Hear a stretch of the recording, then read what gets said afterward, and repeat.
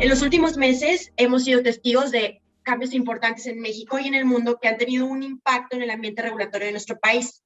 Sin lugar a dudas, a nivel internacional, la pandemia COVID-19 generó una disrupción económica y social en el mundo que se tradujo en menor demanda de energía y, por lo tanto, en presión para los productores de energía. En este sentido, el ambiente regulatorio actual del sector energético de nuestro país ha sido determinado por una mezcla de cambios en la política energética ocasionada por el cambio de instancias de gobierno, en particular la CRE, SENACE, la CFE de Transmisión y Distribución, justo también derivado de la pandemia, por los intentos para reformar el sector energético nacional, primero a través de acuerdos y políticas, después a través de regulaciones y posteriormente con cambios legales, donde se vislumbran posibilidades de reforma constitucional. A esto podemos sumar además todo el contexto internacional, donde por un lado tenemos volatilidad de precios de energía, tan solo el año pasado hemos visto un fortalecimiento en estos precios, lo que se ha visto en la gasolina, gas natural, gas LP, incluso en la electricidad. Por otro lado, tenemos en puerta la COP26, que dará muchísimo de qué hablar respecto a la transición energética, y en este contexto de precios altos viene una cuarta ola del COVID a nivel mundial. Con este contexto vamos a dar pie a nuestro panel, donde abordaremos la situación del ambiente regulatorio actual, el desarrollo de la planeación nacional y el rol de las empresas privadas, las estrategias de defensa por las que hemos optado algunas empresas para seguir previniendo los riesgos y efectos negativos de estos cambios regulatorios y que pudieran tener un grave impacto en intereses de inversión y en cómo generar este tema de incertidumbre en todo el sector energético. De esta manera, y sin más preámbulo, quiero darle la voz a Valeria para que nos dé una reflexión inicial respecto a la pregunta: ¿cómo pueden los participantes del sector energético abordar de forma exitosa el actual ambiente regulatorio de México? Adelante, Valeria. Hola, Yolanda, muchísimas gracias. Muchas gracias a todos los copanelistas. Es un honor estar aquí compartiendo con ustedes, igual a Mexico Business, que como siempre organizando eventos de primer nivel. Hemos tenido, creo que unos últimos meses muy activos, ¿no? Yolanda, no me dejarás mentir, han habido múltiples participaciones por escrito, reflexiones en los medios de comunicación, pero también en este tipo de eventos especializados. Y creo que este es uno de los primeros, digamos, acciones o medidas que yo diría que pudiéramos tomar como actores del sector energético para abordar de mejor manera nuestro actual ambiente regulatorio. Una de las ventajas que hemos visto y de alguna manera aprovechado en este año de pandemia, y no es que antes haya estado desarticulado el sector, pero sí me parece que a partir de los últimos meses y con las últimas medidas legislativas y regulatorias, hemos visto una nueva mística, yo te diría, del sector, de los participantes del sector, en cuanto a que estamos un poquito más organizados para la expresión de nuestras opiniones, un poquito más organizados en cuanto a los análisis tal vez técnicos de la implicación que tienen estas legislaciones y estas regulaciones. Y al interior de cada uno de los participantes del sector, yo lo que les recomendaría sería hacer un ejercicio similar, es decir, tener en orden no nada más sus proyectos presentes en operación, sino hacer un verdadero mapeo regulatorio, incluyendo situaciones futuras en el corto, mediano e inclusive largo plazo, para valorar adecuadamente la implicación que pudiera tener un posible cambio regulatorio. Esto, desde luego que con las grandes empresas es una cosa obvia, ¿no? Es un must. Todas las grandes empresas llevan a cabo este tipo no quiero decir predicciones, pero sí pronósticos en cuanto a lo que un posible cambio de ley pudiera implicar. Pero me parece que eso, en cuanto a nuestro sector un poquito más local, nuestra cadena, la mitad de nuestra cadena de valor, digamos, las empresas nacionales, las que surgieron a partir del año 2014-2015, creo que deben aprender a adoptar este tipo de prácticas de análisis regulatorio y desde luego de revisión, de verificación, y pues yo te diría casi, no me gusta usar la palabra auditoría, pero es casi pues un tema en donde se fortalezcan nuestras áreas de compliance en donde tengan visibilidad sobre toda la operación de nuestras propias empresas y en donde comprendamos bien a bien cómo engranan cada una de estas regulaciones, Yolanda, porque estamos en un sector altamente regulado y eso es no solo evidente, sino natural. Los países que nos dedicamos al oil and gas y obviamente todo el tema de producción, generación, distribución, transmisión de electricidad, obviamente son materias en donde los estados entran a regular precisamente por la relevancia de los insumos, por la relevancia de entender el valor o de capturar la mayor renta petrolera. Entonces, no nos debe de asustar la regulación. Lo que debemos aprender es a navegar a través de ella y hacerlo significa no nada más conocerla y entenderla, sino también conocer a nuestra propia empresa, conocer nuestra operación y entender cómo opera este engranaje, porque es una multiplicidad de autoridades. Tenemos a la autoridad en materia ambiental, pero también tenemos a quien nos fija la política energética, tenemos a nuestro órgano regulador coordinador en materia de energía y también tenemos a otras autoridades que actúan en el ámbito administrativo y que también tienen que regular ciertas actividades, hablemos del transporte de carga en territorio nacional, hablemos del manejo de residuos peligrosos, es decir, abrámonos un poquito en cuanto a la situación de que nuestra industria es altamente regulada, abramos los ojos a que tenemos muchas regulaciones que cumplir, queremos ser un sector regulado, queremos ser un sector ordenado, la regulación trae orden al sector, trae orden a la participación de todos los integrantes, trae orden a la misma competencia.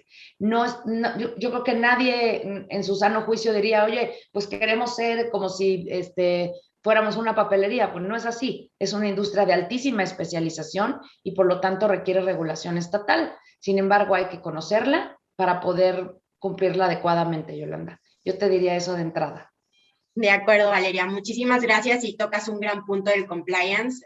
Yo en general con todos mis clientes siempre les digo, if you think compliance is expensive, try non-compliance, porque hemos visto los resultados de no seguir políticas de compliance justo ahora en los medios de comunicación, ¿no? En este mismo orden de ideas, ¿podrías darnos tu apreciación inicial, Claudio? Claro que sí, Yolanda. Gusto saludarlos a todos. Primero, muchísimas gracias a este importante foro por la invitación. Un honor estar con estos panelistas que tengo el honor de conocerlos hace mucho tiempo.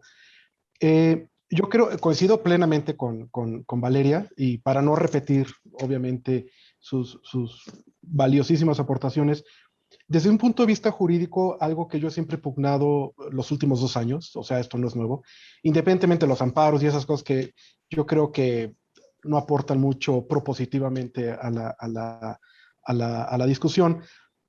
Lo que sí es importante es dividir lo que es jurídico de lo que es dogmático.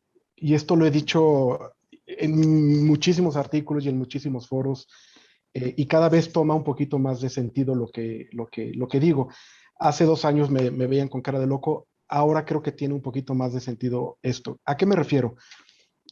Las políticas públicas, y como bien dice Valeria, el sector energético, por su gran especialidad, no se puede abstraer de un gran nivel de regulación, pero las políticas públicas, por su propia esencia, llevan una carga dogmática muy fuerte, ¿no? Es decir, yo quiero llevar al país a este punto. Esa es parte de la función de los políticos, es parte de los documentos como el Plan Nacional de Desarrollo, que es un documento constitucional que cada 6 años se tiene que emitir, ¿no? Entonces, ese es un documento político, filosófico, dogmático, y está bien, esa es la función del Estado. Ahora, el problema es cuando esa carga ideológica se traspola o choca con el marco jurídico vigente. Y eso es precisamente lo que ha pasado los últimos 2 años. Por eso yo digo que el dogmatismo no es necesariamente, si bien tiene que estar en las políticas, no necesariamente puede verse reflejado en el marco jurídico. De tal forma que si dicen, yo quiero que la CFE sea el único generador, ¿no? Es una carga ideológica, es una posición política válida, ¿no? Muy válida, pero choca con el marco jurídico constitucional, choca con el 25, choca con el 27 y choca con el 28 de la Constitución. Por eso, los amparos, por eso la judicialización del sector energético en general, porque no se ha podido separar, no se ha podido conjugar lo que es político dogmático de lo que es constitucional jurídico. Y creo que nos encontramos precisamente en ese momento. Entonces, retomando lo que bien dice Valeria, en ese ejercicio de introspección de dónde estamos, creo que el elemento de decir, bueno, vamos a separar lo que tiene un fundamento jurídico constitucional a lo que no lo tiene, ¿no? Por más político filosófico que sea, si no tiene un sustento en la constitución política, pues nos encontramos precisamente en esta vorágine de decir quién tiene la razón, tú tienes la razón, es constitucional, no es inconstitucional. Yo creo que es un ejercicio no solo a cargo del Estado, de los políticos, sino también de las empresas, decir, y como bien dice ella, no se asusten, ¿no? No se asusten. Veamos lo que es jurídico y veamos lo que es dogmático. Lo dogmático no va a pasar y no está pasando. ¿Por qué? Porque tiene un techo precisamente constitucional. Y con esto, desde el punto de vista jurídico, creo que podemos empezar, ¿no? Muchísimas gracias, Claudio. Excelente tu participación. Vamos ahora con Edmond. Edmond, me gustaría que pudieras ahondar un poco en esta misma cuestión para pasar con Sofía. Sí, con mucho gusto, Yolanda. Muchas gracias igualmente al foro por la invitación y un honor compartir este panel con todos ustedes, Yolanda, Valeria, Sofía y Claudio. Y coincido plenamente, ¿no?, con lo que ha comentado Valeria, Claudio, y me gustaría enfocar mi respuesta desde un punto de vista más pragmático a esta pregunta, que es cómo se puede abordar de forma exitosa este actual ambiente regulatorio de México. Evidentemente, estamos en un ambiente de incertidumbre jurídica, no solamente en el sector de energía, sino que a nivel país, en distintos sectores, tenemos varias iniciativas de reforma que también están creando incertidumbre en el aspecto laboral, a nivel mundial, con una pandemia que ya vamos para los 2 años. O sea, son una multiplicidad de factores que hay que tomar en cuenta para también darle un poquito un camino, independientemente de toda esta incertidumbre, a las empresas del sector, de cómo pueden ellos navegar de cierta forma por toda esta selva de incertidumbre. Y siempre voy a un principio básico que me gusta comentar, que es la ley de la oferta y la demanda.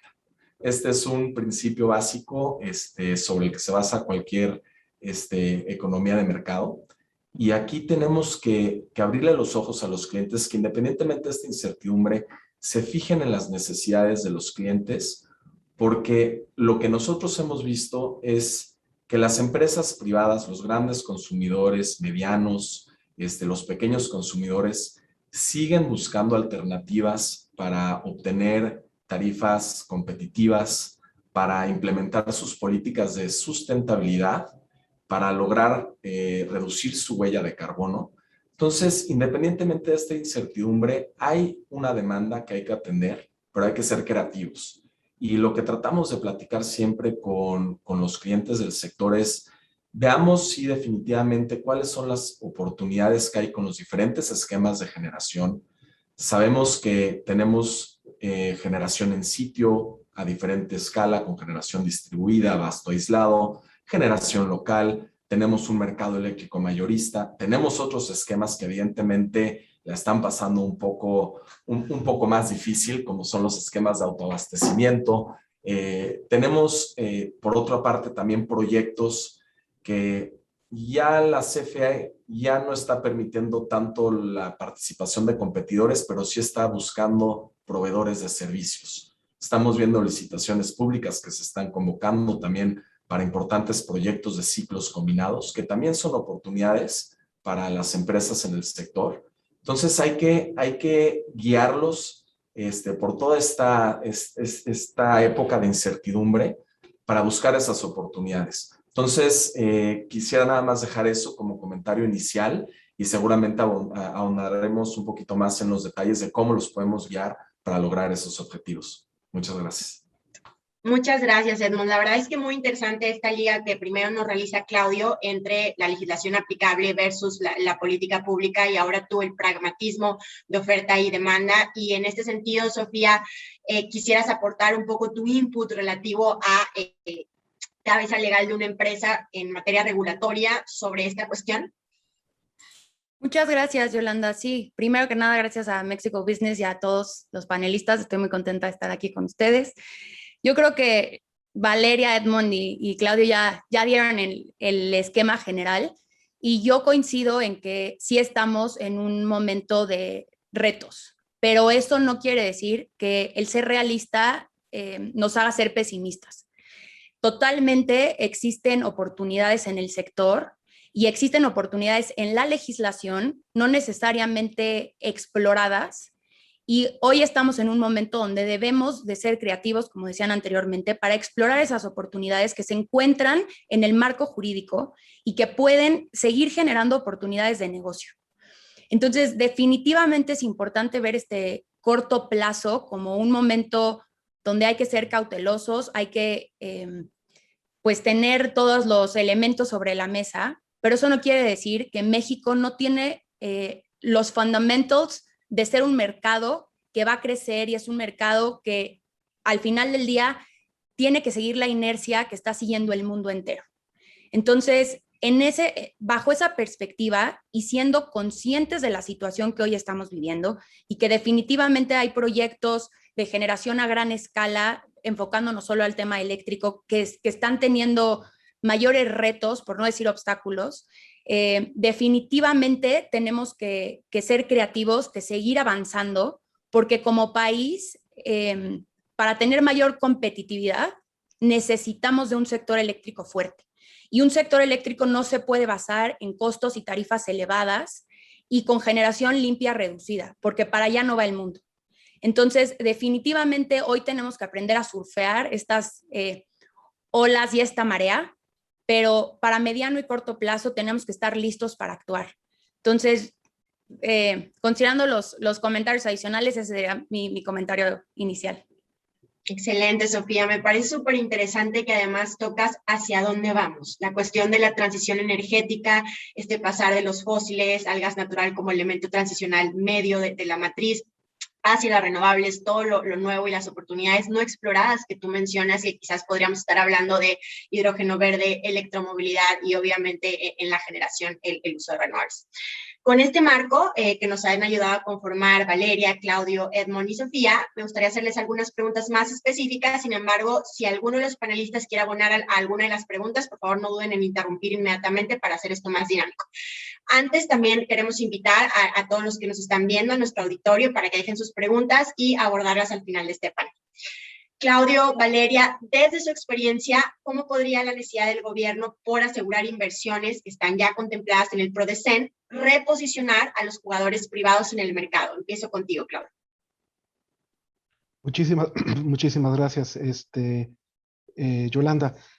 Creo hay una palabra muy interesante, creo que fue Valeria la que la utilizó, Edmond o todos, creatividad, ¿no? Creo que efectivamente los esquemas legales que todavía tiene la ley, todavía hay huecos que se pueden explorar. En general, recientemente hemos asesorado mucho generación distribuida y abasto aislado. Pero atendiendo a tu pregunta, Toral, creo que el Estado tiene muchas herramientas, inclusive en el marco constitucional vigente que no le gusta, pero existen muchas herramientas de colaboración que están ahí puestas. Las empresas públicas del Estado, las EPEs, ¿no?, que ya no son paraestatales, y esto es un cambio importante mercantil, vamos a llamarlo, tienen que entender que son más fuertes, son más eficientes y son más financieramente fuertes y sólidas en la manera que puedan utilizar esos mecanismos de colaboración que la ley les permite. No están ni entregando los recursos, no se están entregando a ningún país. La ley les permite un esquema de colaboración financiero, técnico, de capacidad, que puedan ellos hacer uso a efecto de que los proyectos que tienen en puerta, los ciclos combinados que bien señaló Edmond, la repotenciación de las hidroeléctricas, en fin, líneas de transmisión, nadie ha comentado líneas de transmisión, pero sin líneas de transmisión pueden construir todos los ciclos combinados y van a ser elefantes blancos, ¿no? Como si hicieran falta más. Pero entonces, todos los esquemas de colaboración están en la legislación y creo que el Estado puede ser muy creativo, ¿no? Buscando su ideología de soberanía energética, que la respeto, ¿no? Pero inclusive dentro de su ideología de soberanía energética pueden buscar esos esquemas de colaboración a lograr los fines que están queriendo alcanzar. Y basta leer el artículo 25 de la Constitución, donde dice que la transmisión queda en manos del Estado, esto siempre ha sido así. Sin embargo, puede celebrar contratos de colaboración a efectos, en fin, o sea, falta leer, sin ideología, sin dogmatismos, falta leer el marco jurídico para decir, bueno, juntos somos más, la industria eléctrica es social, público y privada, expresamente por la ley, ¿no? El sector energético no es solo público, el sector energético no es solo privado, el energético no solo es social, son las tres. Entonces, si podemos leer creativamente lo que dice la ley, creo que los esquemas de colaboración ya están en la mesa, ¿no? Yo me acuerdo hace mucho tiempo, cuando trabajaba en una empresa transnacional de energía, estaban los PIDREGAS, ¿no? Estaban los OPF, la obra pública financiada, estaban los IPPs. Bueno, eran esquemas muy exitosos donde existía esta colaboración y se lograban objetivos. Estoy viendo en tu background líneas de transmisión y subestaciones, pues bajo la OPF se construyeron miles de líneas de subestaciones y de líneas de alta tensión, ¿no? Entonces, falta nada más sentarse los dos sectores y decir qué podemos hacer como sector energético, no como sector público, no sector privado, como sector energético. Y hay esquemas, por ejemplo, mucho más concretos como pudiera ser, creo que no se ha explorado suficiente, el tema de valor agregado nacional en los proyectos de energía. Esto le da un contexto regional de industria local que puede ser explotado en beneficio de las industrias mexicanas, proveedoras de aceite, proveedoras de acero, de cable, en fin, ¿no? Falta creatividad, efectivamente, coincido con Valeria, y falta quitarle el dogmatismo al marco jurídico. Por eso creo que es tan importante lo que había dicho previamente. Perfecto, Claudio. Vamos a dar una primera pregunta del público hacia ti para hacer un poquito más interactivo este panel. Nos mencionan, si lo dogmático no va a pasar, como dijo Claudio, debido al cumplimiento regulatorio, ¿cuál es el futuro para el desarrollo de proyectos por lo menos hasta 2024? La mayor parte de las empresas privadas y las políticas públicas federales no empatan. Saludos a todos los panelistas. Sí, creo que hay que dividir entre proyectos macro y proyectos micro, porque creo que la oportunidad de proyectos micro no está afectado, punto, por este concepto del dogmatismo. Son los proyectos macro los que sí han visto problemas regulatorios, silencios administrativos, legislaciones dogmáticas que son contrarias a la Constitución. Y aún así, fíjate, es muy interesante, y esto tiene que ver con lo que bien dijo Edmond, aún así ha habido cambios de mano importantes de ciertas empresas, que por supuesto no puedo mencionar, aunque es público, de ciertas empresas han cambiado de manos de fondo A a fondo B, ¿no? Entonces, sigue habiendo gente, nuevos actores, que dicen, yo sigo viendo una oportunidad, no solo en los proyectos más pequeños como Abasto Helado, Generación Distribuida, sino inclusive en esos grandes proyectos que tienen 5, 3, 4 proyectos o contratos de subasta, sigo viendo oportunidades en esos. Y creo que tiene mucho que ver con lo que bien dijo Edmond, porque la capacidad, el crecimiento industrial de México es imparable. Es decir, no se puede detener, como bien dijo Valeria, no se puede detener simple y sencillamente porque hay un marco jurídico que ahorita no permite mayor crecimiento. Al sector industrial, por un tema de competitividad, de ventaja competitiva de México, tiene que existir la salida, tanto para proyectos pequeños como para proyectos grandes, ¿no? Correcto. Muchas gracias, Claudio. Valeria, ¿nos podrías compartir tu apreciación? Claro que sí, Yolanda. Y bueno, no puedo estar más de acuerdo con lo que ha comentado ahora Claudio. Sin lugar a dudas, la actual legislación, que aunque le queramos poner el título que le queramos, ya no es reforma energética, porque ya tenemos desde el año 2013 con este marco constitucional.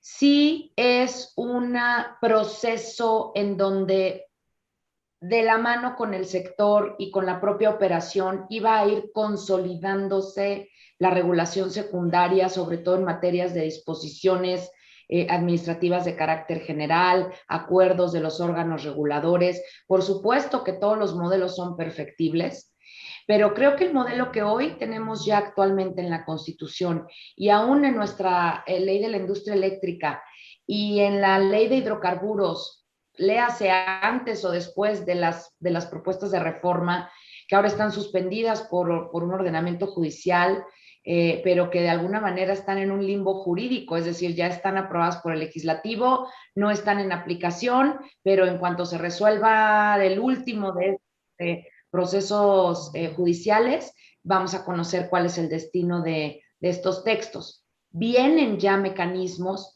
que nos van a permitir de alguna manera participar dentro del sector con un poquito de mayor certeza jurídica.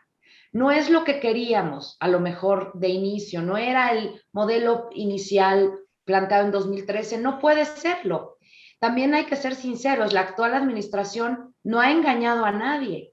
No nos podemos hacer los sorprendidos, es decir, desde el día 1 se habló de este fortalecimiento a las empresas productivas del Estado, desde el día 1 se habló de el fortalecimiento de la Comisión Federal de Electricidad como generador, de ahí que vemos ya publicados al día de hoy, ya están corriendo las licitaciones, las juntas de aclaraciones para el tema de la modernización de las hidroeléctricas, por ejemplo, que me parece una oportunidad interesante para el sector. Por supuesto que hace falta ponerle un poquito más de ojo en los temas de transmisión y distribución, que precisamente son los que están de manera estratégica reservados a la nación y por este mismo mandato constitucional encargados a las empresas productivas del Estado y a sus subsidiarias. Lo mismo ocurre con el tema de hidrocarburos, de exploración y extracción, con todos los demás mecanismos que marca la propia Constitución y después las leyes secundarias.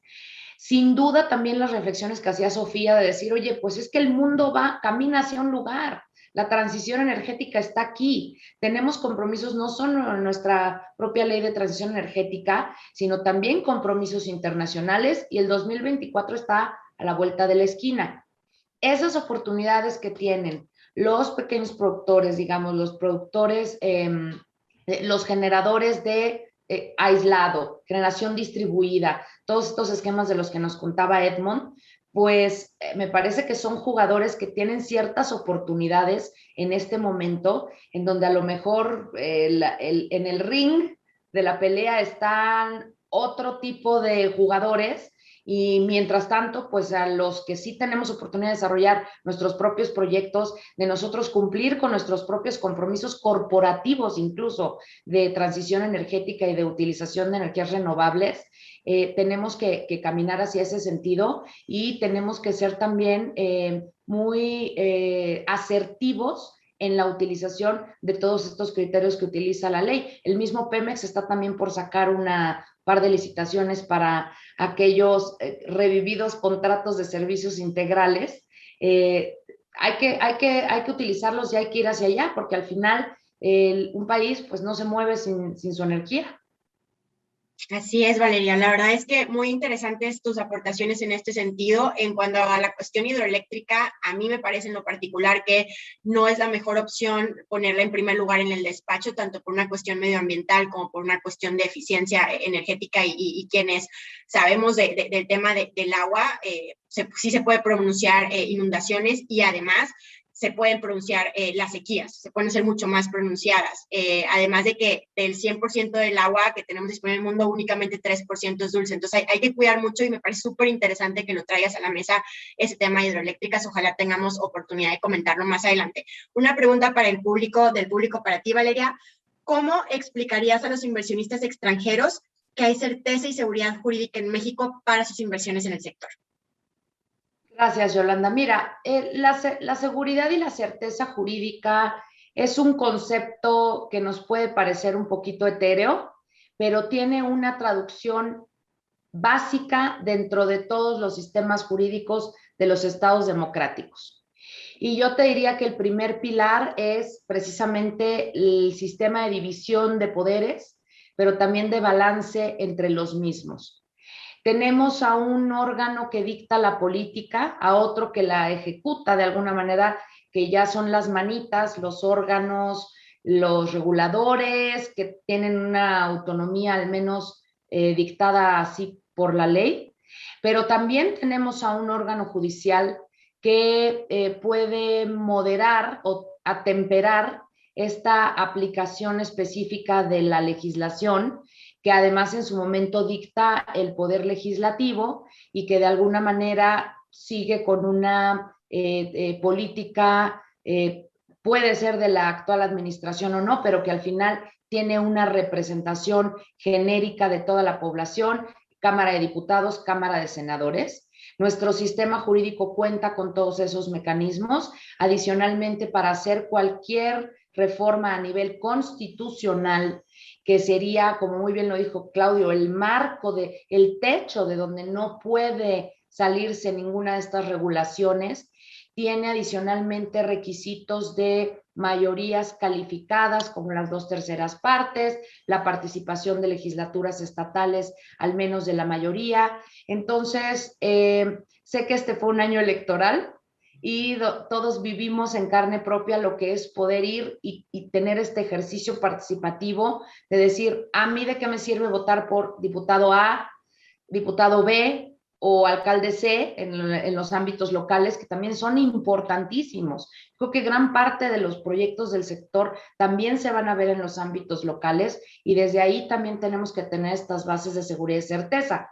Pero además México es parte del mundo y también en instrumentos internacionales tenemos mecanismos no nada más de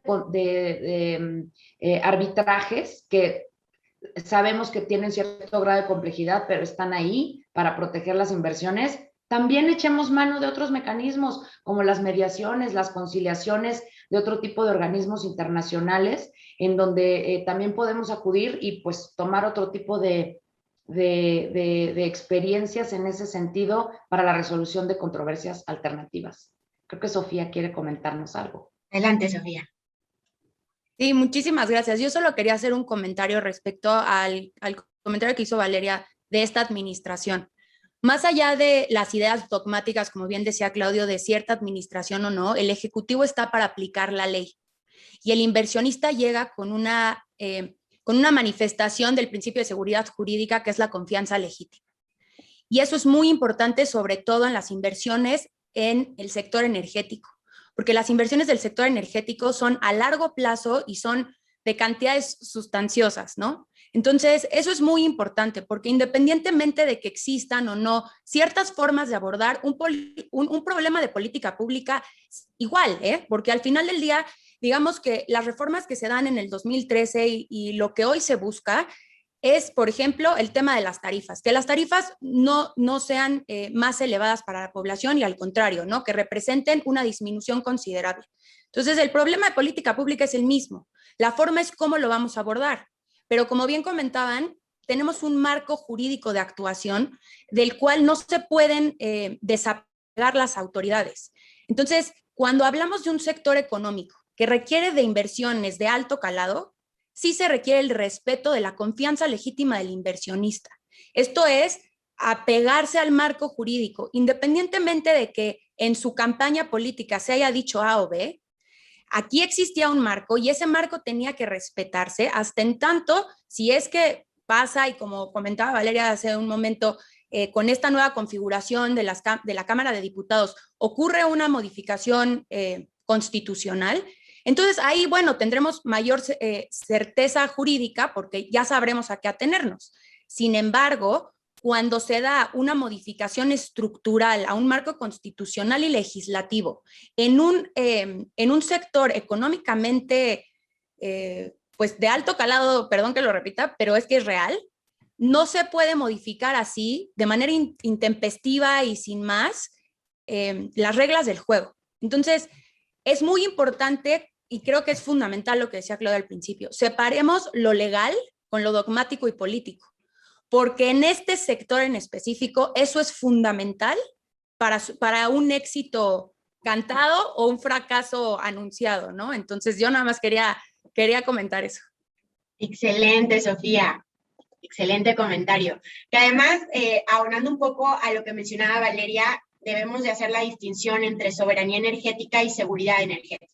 Que la soberanía te implica igualdad al exterior y supremacía al interior, pero la seguridad energética, que son conceptos que no son equiparables, según la Agencia Internacional de Energía, nos marca que es la posibilidad de adquirir tus productos energéticos, lo que como población mexicana necesitamos, a un precio asequible. No está relacionado con la importación. Entonces, seguimos. Vamos con ustedes, Edmond y Sofía. Me gustaría preguntarles desde su punto de vista, ¿qué deberían considerar los nuevos proyectos o desarrollos en cuanto a los recientes cambios en la regulación económica y sectorial, así como los nuevos estándares que ya había mencionado un poco Valeria y Claudio, ESG, sociales, ambientales y de governance? Vamos, Edmond, primero. Perfecto, con gusto, Yolanda. Pues en línea con lo que han venido comentando, creo que lo que se tiene que analizar con todos estos cambios sectoriales, regulatorios, en la parte ambiental y social, se debe de ver de forma integral. Aquí, como decimos, tenemos la parte dogmática, tenemos algo de incertidumbre, tenemos necesidad de consumidores para alternativas creativas en el suministro de energía. Tenemos que también tener claro cuál es la tendencia ahorita a nivel mundial. Lo estamos viendo en temas de políticas con perspectiva de ESG, temas ambientales, sociales y de gobernanza corporativa, que eso es lo que buscan al final los clientes finales, los consumidores, pero también los desarrolladores para poderlo incorporar en sus proyectos. Entonces creo que analizándolo de una forma integral, se tienen que buscar las mejores soluciones teniendo en vista la incertidumbre que existe, las áreas de oportunidad, la forma de agregar valor, como bien comentaba Claudio. Es algo que hemos estado viendo también de los generadores, suministradores, cómo agregan valor a toda la cadena de producción de un cliente específico. No solamente para el consumidor, sino también para sus proveedores y en los diferentes sectores. Y estamos viendo que aquellas empresas que son más creativas en ofrecer estas soluciones son las que terminan ganando las adjudicaciones de ciertos contratos con grandes clientes consumidores medianos, porque integran también valor a sus servicios que van más allá del simple suministro de energía. Y aquí regreso también un poco a lo que comentaba Claudio, y es muy importante.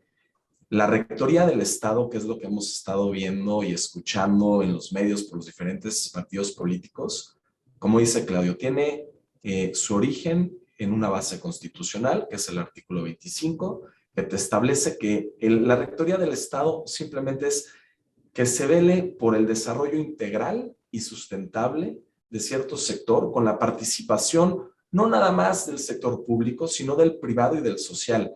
Y aquí entra el rol también de las empresas privadas para aportar y dar esos beneficios a toda la cadena de valor, a las comunidades, a sumarse en estrategias que velen también por esa Rectoría del Estado, porque creo que también esa frase se le ha dado otra connotación que no se la da la esencia del artículo 25 constitucional. Entonces, actuando en un marco jurídico, aplicándolo de forma creativa, agregando valor, creo que esas son las formas como todos nosotros podemos, nosotros como asesores, los clientes como desarrolladores, generadores o consumidores, agregar a esa política de desarrollo integral y sustentable en el país.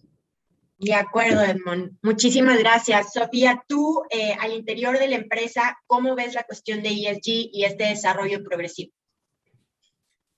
Pues en línea con lo que comenta Edmond, creo que tanto las empresas que nos dedicamos a generar como con las empresas con las que queremos ofrecerles servicios o que son proveedores de nosotros, estos principios de ESG se han vuelto un pan de cada día, ¿no? Ya es algo que tenemos que tener en mente y cada vez que interactuamos con algún stakeholder para entrar en relaciones comerciales o de servicio, etcétera. Y creo yo también me voy para voltear tantito la respuesta en qué es, o sea, los nuevos proyectos y los desarrollos, en qué se tienen que fijar ahora más allá solo de, digo, esto es importantísimo y también, por ejemplo, para el tema de financiamiento, ¿no? Ahora te preguntan todo, ¿no? ¿Cómo estás en este tema para que te puedan financiar un proyecto de generación a gran escala hasta de pequeña escala, ¿no? Entonces, es fundamental. Pero creo que entrando un poco al tema ambiental y social de nuestra legislación interna, creo que hay dos temas importantes que abonan tal vez un poco a este tema retador, regulatorio, legislativo que estamos viviendo, con las recientes modificaciones a la Ley General de Desarrollo Forestal Sustentable, siempre se me va el nombre, es un poco largo, y el tema que ahorita está en la Ley de Consulta Indígena que está por dictaminarse en el Senado. Son temas muy importantes, aunados a todo el reto que estamos viendo para la obtención de permisos, interconexiones con el SENACE, etcétera, que hay que tener muy en el radar, porque todo esto afecta, como bien decía Valeria hace un momento, no nada más es un tema de legislación a nivel federal y de obtención de permisos federales. También entramos al tema de permisos de uso de suelo locales, ¿no? Entonces, eso es bien importante porque definitivamente eso es un reto para las empresas que desarrollamos proyectos. Creo que ahí también es muy importante tener un diálogo, ¿no? El diálogo es fundamental porque las empresas que nos dedicamos a desarrollar proyectos tenemos experiencia, tenemos camino recorrido. Entonces, cuando la legislación o la regulación en sí se está modificando, reformando en pro del ciudadano, es importante también tomar en cuenta las experiencias pasadas, porque hay mucho que se puede aportar. Entonces, en estos temas más prácticos de desarrollo de proyectos, hay que ser cuidadosos, hay que ser cautelosos. Definitivamente, digo, como decíamos hace rato, hay que ser realistas, ¿no? No pesimistas, pero sí realistas. Sí vivimos un momento retador y no nada más es a nivel federal, ¿no? También a nivel local. Y creo que este tema para nuevos desarrollos sí los tenemos que tomar en cuenta y vinculándolo con la pregunta del público de qué va a pasar de aquí al 24, ¿no? Definitivamente hay que tener estrategias como empresas cautelosas y tomar todo esto en cuenta, porque definitivamente también hay un nivel de análisis de riesgo, ¿no? ¿Qué tanto riesgo vas a tomar en el corto plazo? Pero también tienes que estar listo para el mediano y el largo. Entonces, es muy importante tener este tipo de análisis jurídico, regulatorio y estrategia de negocios para que podamos seguir avanzando en conjunto. Muchas gracias, Sofía. Muy, muy interesante. Entró una pregunta del público para Valeria. Valeria, has mencionado que el sector energético se ha vuelto cada vez más organizado y comunicativo. ¿Cómo pueden las compañías alcanzar esto y qué información está siendo intercambiada? Gracias, Yolanda. Qué interesante pregunta porque creo que nos habla de qué sigue, ¿no? ¿Qué sigue para los próximos meses, años? Y creo que esta debería ser ya una corriente que se tomara como parte de la actuación del sector. La Rectoría del Estado, que bien comentaba Edmond, que va y viene, la pobrecita le ponen 1.000.000 de definiciones, pero la realidad es que ya en las nuevas doctrinas de derecho administrativo y de políticas públicas se entiende que la Rectoría del Estado no puede ser ciega. Es decir, el Estado desarrolla todas sus capacidades de planeación, dirección, ejecución de las leyes dentro del ámbito administrativo, pero también necesita escuchar y voltear a ver al gobernado para que exista una verdadera gobernanza. Las soluciones hoy de nuestra sociedad ya son tan complejas que el solo Estado con sus propias capacidades no puede cumplirlas por sí mismo. Necesita participación de los sectores privados y social, como ya lo mencionaba Claudio. Sofía hablaba de que cómo las empresas tienen que ir hacia adelante en sus propios proyectos y certeza jurídica, pues para lograr sus propios objetivos, pero eso al final redunda en el bienestar nacional. No me quiero alargar en esta pregunta, pero hay múltiples asociaciones. Tenemos las asociaciones de los operadores de hidrocarburos, las asociaciones de derecho energético, que eso es para propiamente los que están en el sector electricidad, tenemos asociaciones específicas de energías renovables, pero también encontramos que hay organismos nacionales e internacionales con sus propios capítulos de energía, en donde ya hay no nada más publicaciones especializadas en el sector, sino foros y lugares en donde pueden emitir comunicados conjuntos. Vivimos en la era de la comunicación. Basta entrar a Twitter y mirar la cantidad, digamos, de distintos grupos, organizaciones e incluso publicaciones especializadas que antes la verdad es que no se veían. Las empresas, por no aparentar coludirse o por no aparentar no querer ir de bully con la autoridad, pues no se juntaban. Las autoridades no recibían empresas en conjunto tampoco. Eran un poquito en las reuniones 1 a 1, pero no se acostumbraban estas manifestaciones o escritos en conjunto de distintas asociaciones. También a nivel nacional las tenemos. Está el CCE, o es el Consejo Coordinador Empresarial, la Coparmex. Es decir, solamente hay que voltear y mirar, y todas estas asociaciones tienen sus capítulos energéticos ya bien constituidos. De acuerdo, Valeria. Vamos a ir cerrando este panel. Claudio y Edmond, va esta siguiente pregunta y después vamos a tener una ronda de conclusiones de 1 minuto para cada quien. Entonces, contestemos en un par de minutos esta pregunta, Claudio, Edmond. ¿Cómo han evolucionado los esfuerzos de defensa judicial en las empresas durante los últimos meses y cómo se vislumbra que puede esto cambiar en el futuro? Si quieren un par de minutos cada uno, adelante, Claudio. Gracias. No voy a entrar porque creo que es un tema muy árido, aunque es jurídico, es brutalmente árido, ¿no?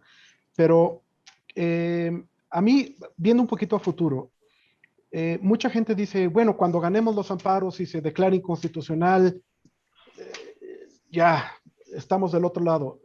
Desafortunadamente creo que no va a ser así. Y llámenme negativo, pero llevo 2 años siendo muy negativo ya. Yo siendo una persona muy positiva. ¿Por qué lo digo? Porque viene la reforma constitucional en materia eléctrica, que nadie sabe si va a pasar, en qué términos, tal. Entonces, va a ser probablemente otra batalla, ¿no? No sabemos si va a ser dogmática, va a estar apegada a la constitucional, no lo sabemos. Entonces, independientemente de que se ganen los amparos o se declare inconstitucional las reformas a la ley de la industria eléctrica y la ley de hidrocarburos, algo se van a inventar. Y ese es yo creo que mi miedo, ¿no? Es decir, ¿por qué? Porque no han sabido dividir entre lo que es dogmático, oferta política, ¿no? Y el techo constitucional. Entonces, van de la mano. Yo me temo que por cierto, no sé si tenga relación o no, pero el consejero jurídico de la presidencia renunció ayer, ¿no? Hay 1000 lecturas. Yo siempre he dicho que si por sus manos pasó la ley de hidrocarburos, la reforma, y la reforma, la ley de industria eléctrica, entonces no me sorprende, ¿no? Pero esa es mi posición. Espero no haber sido muy negativo, pero me temo que va por allá. Es decir, ya se anunció la reforma constitucional en materia eléctrica. Curioso, la mencionan en eléctrica, ya no la mencionan en petróleos mexicanos. Valeria nos podrá dar ahí una lectura que yo no tengo. Ya no mencionan a petróleos mexicanos en la reforma constitucional. ¿Habrá un cambio? ¿Es una omisión? ¿O simplemente ya están soltando el hueso, no? No lo sé. Edmond, tú tienes más visión sobre estos temas también. Claudio, comparto plenamente tu negatividad. No, pero es un tema muy complejo con una multiplicidad de aristas que le voy a dedicar nada más un par de minutos. Creo que hay que enfocarnos también en otros temas que son mucho más trascendentales y probablemente van a donar más para nuestra audiencia. Definitivamente, todo esto viene también de la parte dogmática con un tema que hemos escuchado un día sí y el otro también, que es el fortalecimiento de CFE y fortalecimiento de Pemex, ya sea a través del legislativo o del ejecutivo. Vamos a seguir viendo iniciativas, como bien ahora está la contrarreforma a nivel constitucional, porque ya no se pudo tocar las leyes secundarias, pero sí tenemos acuerdos administrativos que también están obstaculizando más que fortaleciendo la CFE, es fortalecer la CFE con la obstaculización del desarrollo de los privados. Creo que nadie estaríamos en desacuerdo en fortalecer a la CFE, pero hay formas de hacerlos, con también la participación de privados. CFE es importantísimo que esté totalmente fortalecido porque tiene el monopolio de transmisión, distribución, y sin eso no funciona nada. Y ahí hay un grande negocio, pero hay que saber cómo ver las cosas. También CFE tiene subsidiarias. Tiene CFE Suministro Calificado, que atiende también a grandes consumidores. Fortalécelo. Crea CFE Sol, crea CFE Geotermia. Hay una más que, o sea, hay muchas más alternativas, más que estar enfrascándonos en nuevos acuerdos, nuevas iniciativas de ley, que todas van a seguir este camino. Al final del día, la Suprema Corte va a decidir la mayoría de ellos, como fue la política NALE, que fue decidida a través de la controversia constitucional. Creo que ese es un camino que vamos a seguir viendo. Este tema no se va a acabar. Dejémoslo por forma separada, o como en cuerda separada, como lo decimos los abogados, porque es un tema complejo. Y después también veremos y estamos escuchando ya esquemas precautorios para ir a arbitrajes internacionales, arbitrajes de inversión. Entonces, tenemos todavía un largo camino que recorrer en este tema judicial, que comparto el comentario de Claudio. Afortunadamente sí hemos visto neutralidad en los tribunales, por lo menos en los juzgados especializados, que eso nos debe dar tranquilidad, que estamos viendo ahí un poder judicial que se ha mantenido objetivo y neutral. Esperamos que los tribunales colegiados sigan también esa línea. Todavía falta mucho camino, ¿no? También tenemos ahora las suspensiones que han sido revocadas en cuanto a sus efectos generales, todavía que hay un criterio, que las disposiciones secundarias para la aplicación de la iniciativa de reforma todavía no hay una afectación, entonces no hay nada que suspender, eso lo están sosteniendo los tribunales colegiados.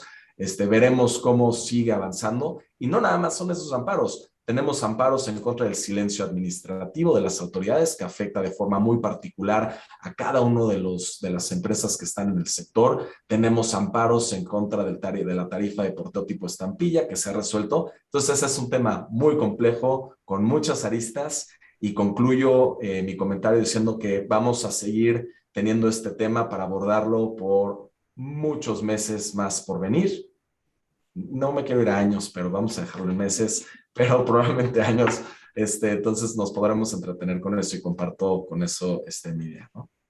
Muchísimas gracias, Edmond, Claudio. Para cerrar de forma positiva este panel, digamos, vamos a tener una ronda de conclusiones de 1 minuto cada quien, y ¿por qué no abordamos lo que va a pasar en la Conferencia de las Naciones Unidas sobre el Cambio Climático, la COP26? ¿Cómo ven ustedes esta cuestión de transición energética, digamos, quizás no a nivel México, pero a nivel mundial?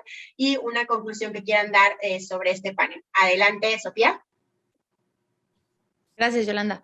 Pues digo, yo creo que la COP26 es un hito importantísimo, porque es el ciclo de revisión que tiene el Acuerdo de París respecto a los compromisos que cada país tomó, ¿no? Entonces, definitivamente, y por ahí leía que decían que la conclusión iba a ser retirar al carbón.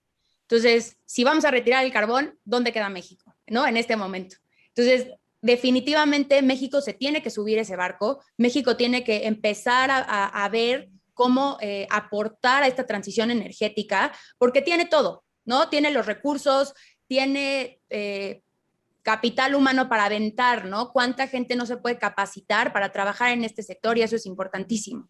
Entonces, definitivamente, como decía al principio, la transición energética va y el cambio va a suceder, ¿no? Queramos o no queramos. Entonces, hay que estar preparados para ese cambio, y es importante que México pues siga esta inercia. Y como conclusión, yo de este panel, yo diría 2 cosas importantes. ¿Qué queremos para el futuro del sector? Queremos ver a reguladores fuertes, sólidos y técnicos. No sirve de nada tener a reguladores destruidos. Hay profesionistas mexicanos extraordinarios que tenían una vasta experiencia construyendo, por ejemplo, la Comisión Reguladora de Energía, y ese camino se tiene que seguir. Estos reguladores sólidos, fuertes y técnicos son fundamentales para que los inversionistas, las empresas, los usuarios de energía tengan certidumbre. Y también un tema de transparencia y de mejora regulatoria. Es muy importante que el gobierno se tome en serio el tema de mejora regulatoria, porque el tema del diálogo en políticas públicas, en tomas de decisiones regulatorias, en disminuir costos administrativos es fundamental. Y el tema de tener información detallada, oportuna y reducir la simetría de información también es muy importante para quienes participamos en el mercado eléctrico. Esta información da certeza para decisiones de negocio. Entonces, si podemos lograr eso, independientemente de diversas visiones, yo creo que el sector tiene futuro. Y también recalcar este tema de que todo mundo, desde la reforma estructural al sector, siempre quiso fortalecer a CFE. Y como decía Edmond, hay formas. El tema de reestructurarla corporativamente, de tener mayor compliance en sus actividades, de flexibilizarla para que puedan incursionar no solo en mercados mexicanos, en mercados extranjeros, es importantísimo para la competitividad del país. Entonces, yo creo que como país tenemos todo, tenemos que avanzar juntos teniendo esta pluralidad de ideas, porque siempre va a existir. Y con la pluralidad de ideas yo creo que podemos avanzar y todo mundo puede tener un lugar en la mesa, ¿no? Y al final del día, con perspectiva de cómo mejorar al usuario. Yo creo que ese es el foco y siempre debe ser el foco. Si pensamos que una empresa, sea privada o estatal, es el foco, creo que nos estamos saliendo del camino. Y yo ahí cerraría mi participación. Muchas gracias. Excelente, Sofía. Vamos con Edmond, conclusiones en un minuto, después Claudio y cerramos con Valeria. Adelante. Por supuesto, me quedo con una conclusión muy breve. Seamos creativos, como lo comentamos desde un principio. Todos debemos de participar para idear las formas de tener mayores beneficios, tanto para los consumidores, que comenta Sofía, para la comunidad, para la sociedad en general, para el país, para el medio ambiente. Creo que tenemos también que cumplir con nuestros compromisos internacionales y hay muchos vehículos que se pueden llevar a cabo en el sector de energía conforme a la legislación actualmente aplicable, estar cerca de los consumidores que buscan esas soluciones inside the fence, que estén cerca también tomando en cuenta todo el tema de déficit que tenemos en transmisión y distribución, proyectos de mediana escala, esquemas que son viables legalmente. Entonces, seamos creativos para aplicarlos. Y recordemos, también tenemos otros factores. Tenemos un sistema también actual de comercio de emisiones que está en una etapa piloto, que las empresas lo están buscando. Entonces, a través del sector de energía se puede ayudar a tener ese beneficio ambiental, económico, social para las empresas y que cumplan cuando entre ya en funcionamiento este sistema de cap and trade para reducir emisiones de gases de efecto invernadero. Simplemente hay que ser creativos, juntar las piezas que tenemos en la normatividad actual aplicable y nosotros ser un conductor para lograr esos objetivos. Y con eso termino. Muchas gracias a todos. Gracias, Edmond. Adelante, Claudio. Muchas gracias. Hay algo que me gustó mucho que dijo Edmond. Dijo, todos queremos a una CFE y Pemex fuerte. Por supuesto. Por supuesto, por eso están estos diálogos, por eso está esta comunicación. Nadie quiere unas empresas públicas del privado debilitadas. Lo que no se ha entendido es que, lo repito, lo dije al principio, son más fuertes si se apoyan de esa creatividad jurídica que ya existe en el marco constitucional. Y me gusta, a mí el artículo 25, por ser algunos artículos que he escrito, me gusta mucho porque es una de las pocas referencias que hace el marco constitucional al concepto de soberanía de la nación. La soberanía de la nación, por el propio 25 constitucional, me sorprendió mucho, dice, está basada en la competitividad, en la inversión y en el empleo. Dije, no iba a decir una grosería, pero dije, wow. Dije, wow. O sea, la soberanía de la nación, repito, está basada en la competitividad, está entendida como creación de empleo e inversiones. Si lo traspolamos con el concepto de soberanía energética, son total y completamente antagónicos. Entonces, el propio 25 constitucional puede hacer más fuerte a las empresas productivas del Estado con la coadyuvancia del sector social y privado, si entendemos que la soberanía de la nación, que sí es un término constitucional no dogmático, sí es un término constitucional, está basada en la competitividad. Entonces, repito, leamos lo que tenemos en el marco jurídico sin pasiones, porque ahí está la solución ya está puesta. Simple y sencillamente falta lo que han dicho aquí muy bien, colaboración, creatividad y basarnos en las necesidades de México para fortalecer a las empresas públicas del Estado. Muchas gracias. Grandes conclusiones. Claudio, Edmond, Sofi. Vamos, Valeria, un minuto. Rapidísimo, Yolanda, es que yo creo que al final, qué bien y muchas gracias por conducir tan bonito este panel, porque creo que llegamos al mismo punto. Sofía nos habla, queremos reguladores fuertes, necesitamos reguladores fuertes. Edmond y Claudio, nuestras empresas productivas del Estado, claro que tienen que ser fuertes también. También queremos participantes del sector fuerte. O sea, a lo mejor mi mensaje sería, todos tenemos que hacer nuestro pedacito de trabajo, incluso como ciudadanos y como usuarios. También ir a reclamar nuestro derecho por un medio ambiente más sano, porque el regulador tenga una mejor tarifa, pero también que el regulador no solo en autonomía, sino que ejerza sus atribuciones de verificación, de fiscalización. No quiero un artículo de 50 fracciones, quiero que las 4 fracciones que hoy hay se apliquen. Y de esa medida vamos a tener más seguridad y certeza jurídica en cuanto a qué le toca hacer al regulador, qué papel tiene la empresa productiva del Estado, que tiene una vocación de eficiencia, de productividad, de generación de valor. Ojalá esa vocación no nada más quede por escrito, sino que quede en la realidad. Y a los participantes privados del sector, pues que nos dejen también desarrollarnos en esos espacios en donde el regulador ordena y la empresa productiva del Estado colabora, pero que puede haber un desarrollo también privado.